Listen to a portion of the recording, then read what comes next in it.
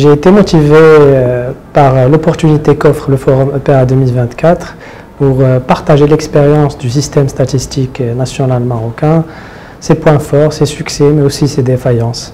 Ce forum m'a offert aussi l'occasion de recueillir et d'apprendre des expériences des autres systèmes statistiques africains, et notamment en Afrique francophone.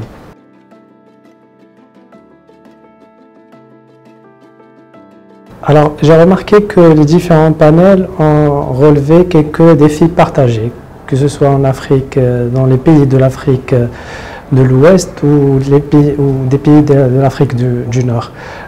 Parmi ces défis, c'est le problème de gouvernance. Alors, au niveau de la qualité et de la quantité de la production statistique, on n'a pas de souci là-dessus. Mais il y a un souci qui est partagé et général au niveau de la gouvernance, de la diffusion des données, de la coordination et la cohérence et l'harmonisation qu'il doit y avoir entre les différents acteurs et les différents producteurs de données et de statistiques, chose qui manque dans nos pays.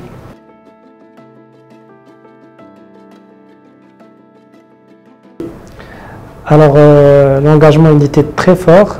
J'étais le seul représentant de l'Afrique du Nord dans ce panel. Et donc, j'ai reçu beaucoup de questions sur l'expérience du système statistique national marocain.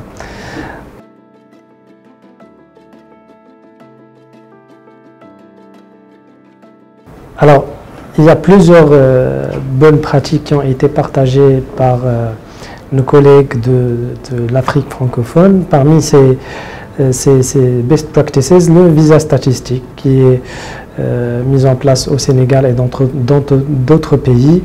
Pour l'instant, nous ne l'avons pas au Maroc. Le visa statistique, il permet c'est un visa, c'est une approbation que l'office officiel de la statistique dans chaque pays donne à n'importe quel chercheur qui souhaite ou institution qui souhaite faire une enquête ou une étude, juste par le fait que l'Institut officiel de la statistique, il dispose de la base de sondage, et donc personne ne peut faire une enquête et personne ne peut assurer l'exhaustivité et la représentativité de son enquête qu'en passant par le bureau ou l'Institut officiel de la statistique qui donne ce visa statistique.